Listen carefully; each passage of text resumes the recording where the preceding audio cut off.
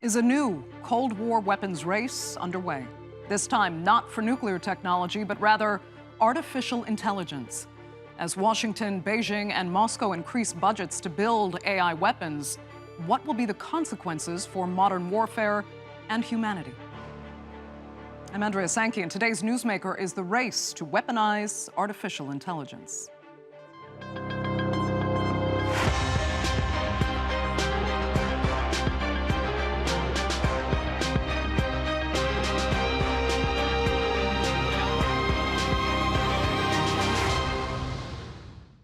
In its latest effort to maintain global military supremacy, the Biden administration didn't target Beijing or Moscow, but Silicon Valley.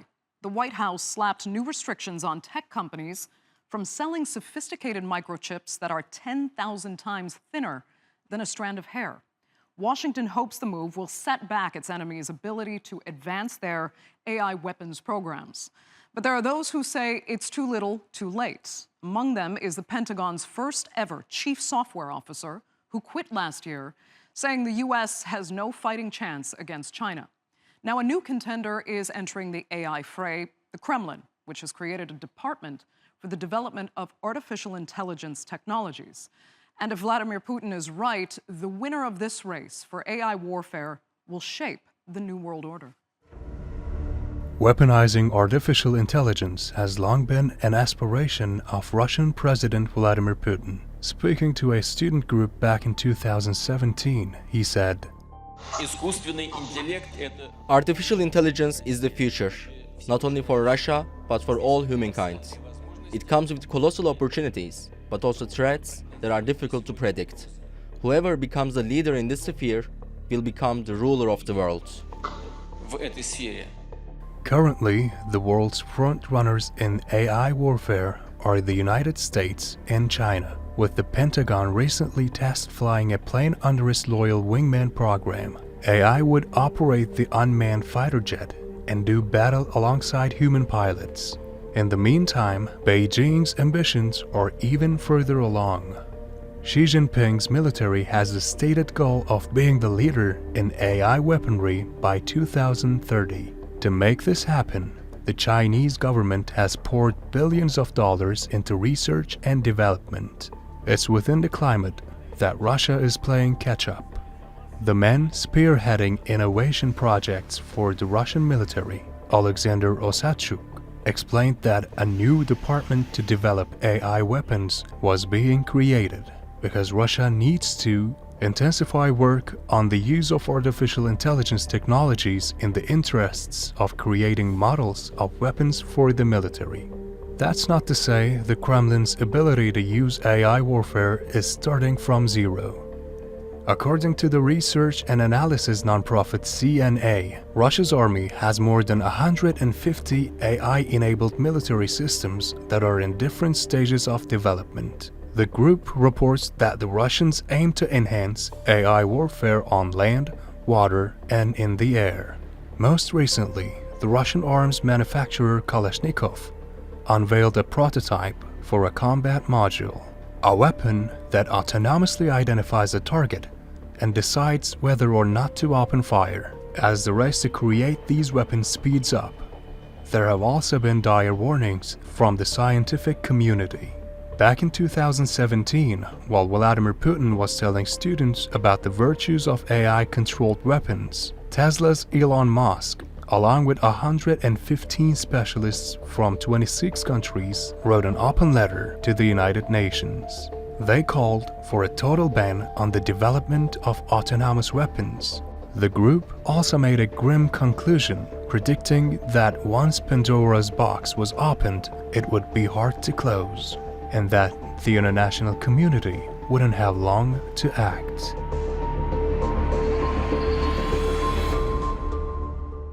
A chilling assessment there of potential future dangers, but has that Pandora's box been opened? And could the consequences really be that bad? Joining me now to debate that and more are, from Skopje, Ljupco Gjorgjinski. He is the former chair of the UN's main body working on autonomous weapons and a senior fellow at Diplo Foundation. From the UK is Eerke Boiten, a cybersecurity professor at Montfort University. And from Toronto is the founder of Singularity Media, Nikola Danaylov.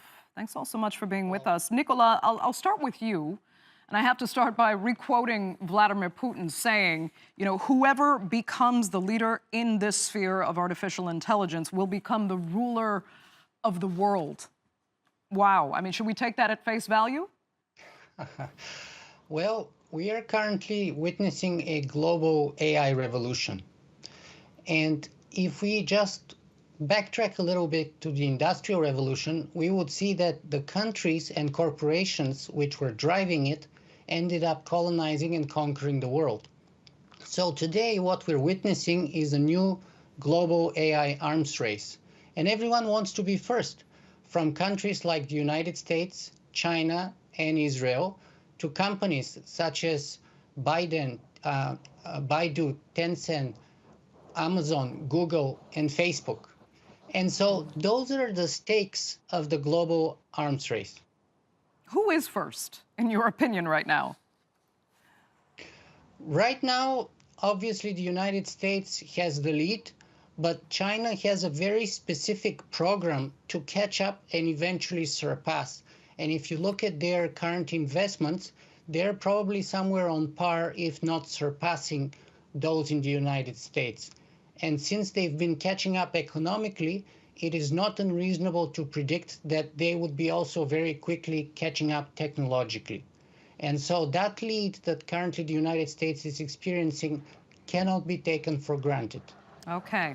Ljupco, let me ask you, I mean, when you hear Tesla's Elon Musk and, you know, others saying that time is running out to ban autonomous weapons, should they be listened to? I mean, could these weapons really be worse than the weapons of mass destruction we already have in use? Well, they cannot be worse. A nuclear weapon with a few megaton force can wipe out a whole large city. So in terms of worse, I wouldn't go there. But they certainly should be regulated because it is the complexity that they bring in, the instability that they bring in, which should be taken care of. So on the one hand, I think that it should be weighted that all major militaries see some kind of a value in autonomous weapons. And that is going to make them want them, desire them, and also always fear if perhaps an adversary is developing them faster than they. But this is the key concern, because if there is such a race where you're looking at the adversary, whoever that may be, at the global level to powers or at the regional level, you may develop and deploy weapons that are not ready to be deployed. And this is the most dangerous part.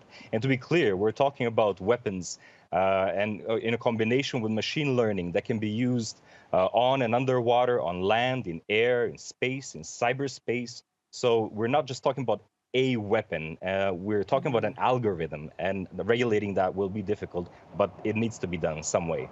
Yeah, in some way, but I mean, it really is, that's a tough task to try to regulate weapons production. I mean, we haven't really done that well so far. Even in the nuclear field, you know, there were major efforts made, but we're kind of falling behind at present. So what are the chances, you think, of real regulation being put in place for autonomous weapons now?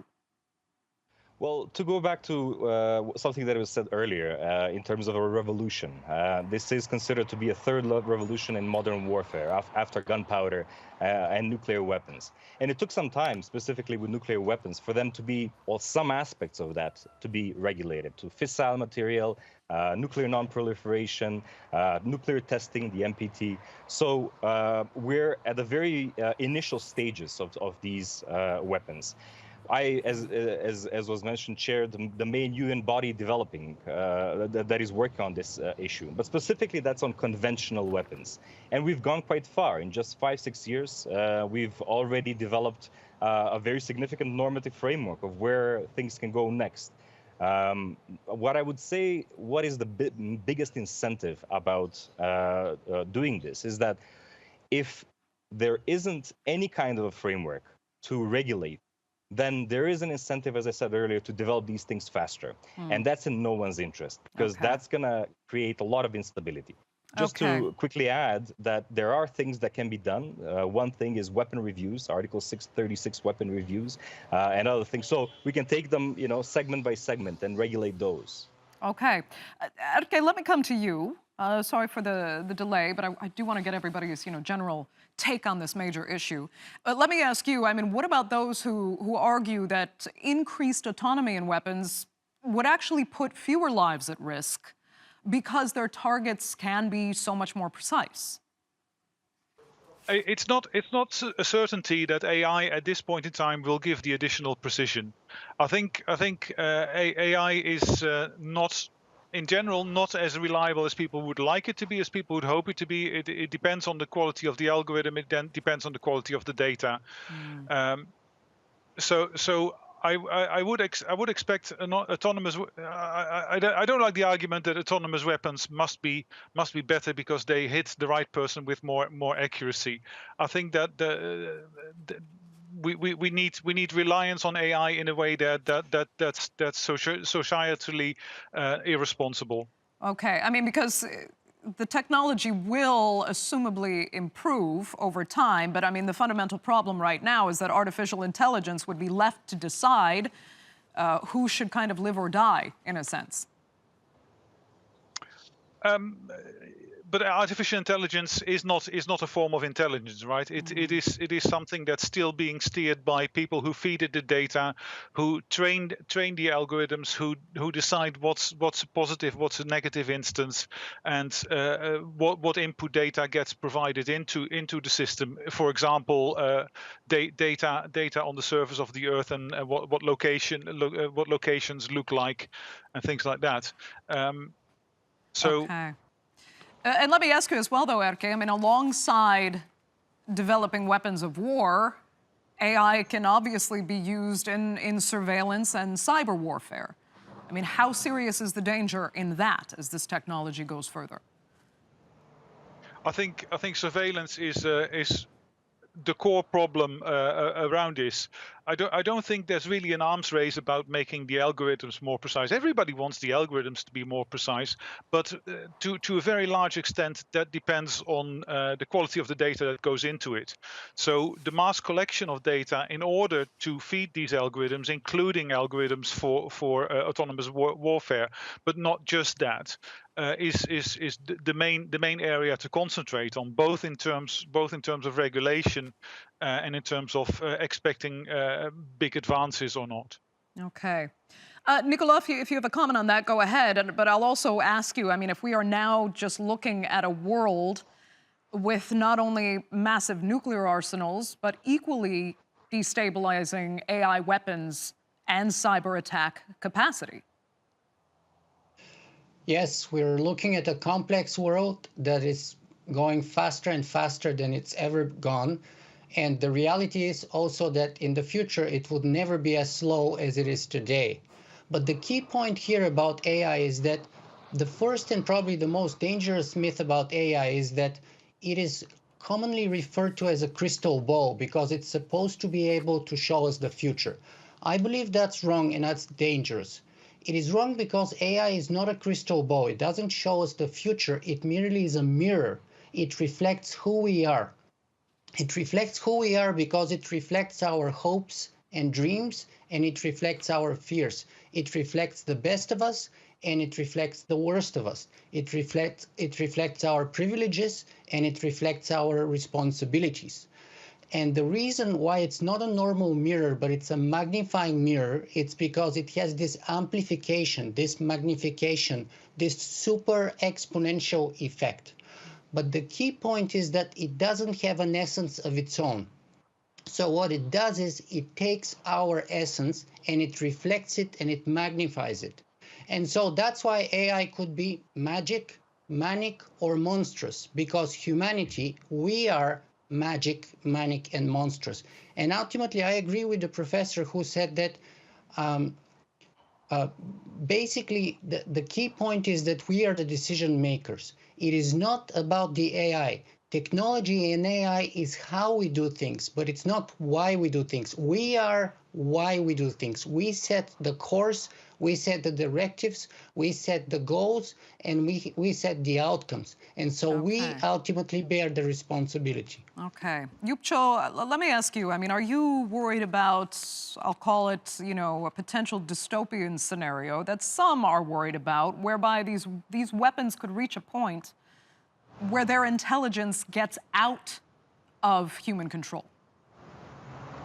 Well, this thing called superintelligence or general artificial intelligence, I think it's still quite far from the present.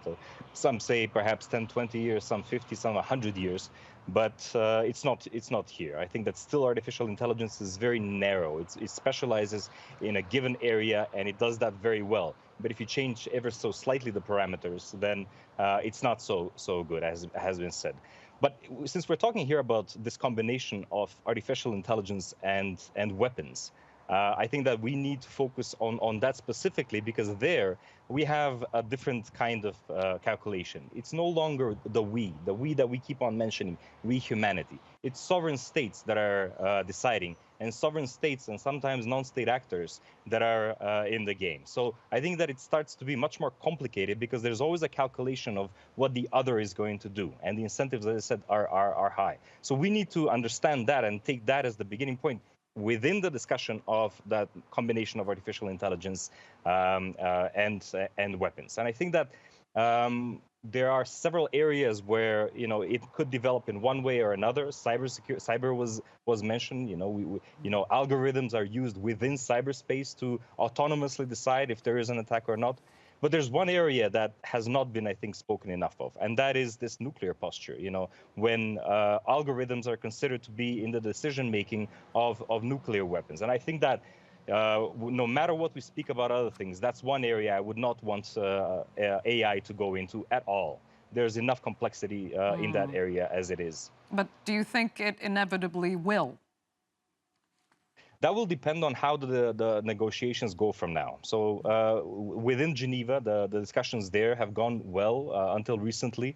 They've kind of stalled lately. I think it's very important for them to continue. The danger or possibility for some is that it goes to New York. If it goes to the first committee there, it could be much more of an argumentative, not so much discussion that is based on international humanitarian law, and it's going to change the whole perspective on it. But, you know, it is in everybody's interest to have that conversation. Nobody should go back to their garages and develop these things in secret and in a silence. We are approaching, just one more thing that I would like to emphasize, and I think it's important. On the 26th of September, 1983, a person was in charge in Moscow when there was an attack by an early warning system signaled that there was an attack of missiles incoming towards the Soviet Union. And this person, even though everybody else thought that it was not so, thought that this was a false alarm. His name is Stanislav Petrov. If he had not been there at that point, I think that we would not have been having this conversation. So at the end, yes, humans need to stay on within the loop or on the loop or however it is. They need to keep control. Let me give Eerke 30 seconds for your final thoughts. Eerke, go ahead. Okay, the final thought, I guess, is it's very hard to monitor and to hold accountable anything that is as intangible as digital information. So I think we've got a big task ahead of us if we want to survey our algorithms, want to monitor, regulate algorithms. Even if we look at the car diesel industry, where they managed to cheat the entire testing regime for years, where something that was half physical and half software, when it's just software, when we systematically don't know what the Silicon Valley companies do with their data, what do you think that the secrecy and the accountability around highly sensitive military algorithms will ever be? It will be a very tough task. Okay. Eerke Boiten, that will have to be the final word. Unfortunately, we're out of time for this segment of The Newsmakers. I'd like to thank all three of my panelists so much for being with us.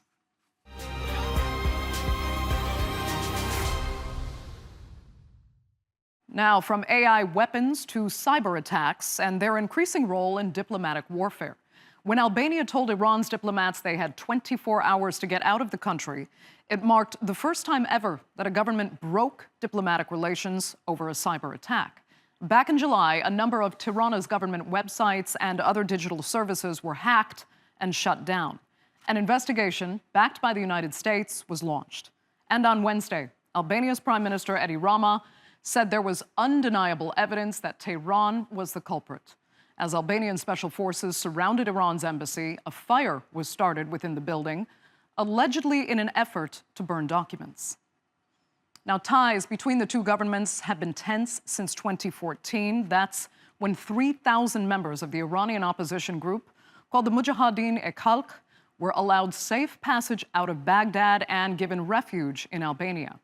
Back in July of this year, the MEK planned on holding a political summit in Tirana, but it was scrapped over alleged terrorist threats.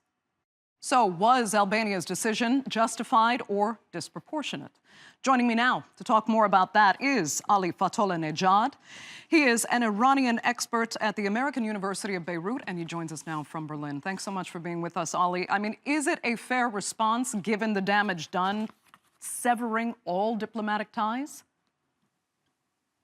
Well, that's a good question. What we know from media reports and also from the statements of the US and UK government, and also from the Albanian government itself, is that the cyber attacks that happened on July 15th and probably afterwards were attributed to a group connected to Iran. And they created massive damage to government, online facilities, to public services, etc. And if this is the case, of course, one would understand the cutting of diplomatic relations by Albania vis-à-vis Iran. You're saying if that is the case, is there any reason to doubt that's the case? Is the evidence solid enough? I mean, this was a US-backed investigation, so the Iranians obviously are going to have some suspicion that it was geared against Tehran. Sure. I mean, I have no way to know the full details. But what we do know is that there has been this US government investigation that has taken weeks now and months before getting to the public. And of course, all of this has to be contextualized in the kind of enmity that exists between Tehran on one hand, and on the other hand, the United States, but also the Mujahideen-e-Khalq organization, which is an Iranian opposition group that is based in Albania. Tell us more about that and what could be kind of the social implications in Albania for taking these steps against Iran. I mean, the whole context is the following, is that this Iranian opposition group that was part and parcel of the Iranian Revolution of 1979, but soon turned into a problematic group that also joined forces with Saddam Hussein's Iraq in its war against Iran. And over the last decade or so, this opposition group has turned into a totalitarian cult. So morally speaking, there is no much difference between the Islamic Republic of Iran and the MKO. And the MKO, the Mujahideen-e-Khalq organization, has been instrumentalized by Iranian foes, including elements within the United States, but also Israel and Saudi Arabia, who have been supporting this group in various forms and shapes and degrees over the last decade or so. And so this group had a base in Iraq in Camp Ashraf, and I believe it was in 2014 that with the help of the US government, 3,000 members of the MKO were then migrated into Albania. And now they have their headquarters there, hence, the focus on Albania. So do you think it would be fair to say that there is foreign influence involved in Albania's decision here? Well, this I cannot know for sure. I mean, if the Albanian government's account is correct, that its government and public services have been heavily damaged by an Iranian-linked cyber attack, as I said earlier, the decision from Tirana can be understandable. And of course, it's part of a larger geopolitical game where various sides have used cyber attacks and cyber sabotage, also damaging and targeting critical infrastructure and public services.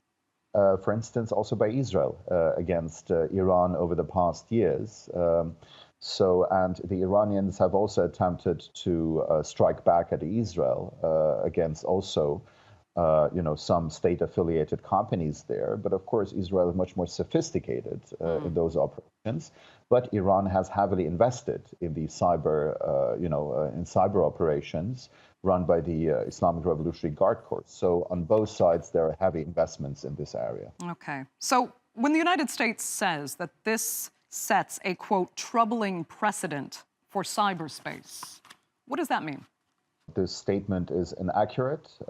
It's not unprecedented, because what I said, just a few seconds ago, is that Israel has been involved in such attacks, and much more virulently. So I don't think so. I think the characterization of this being unprecedented is, of course, politically motivated. Okay, Ali Fatollah-Nejad, we'll have to leave it there. Thank you so much for being with us on this edition of The Newsmakers, and to our viewers, of course, as well. Remember, you can follow us on Twitter, and do be sure to subscribe to our YouTube channel. I'm Andrea Sankey. We'll see you next time.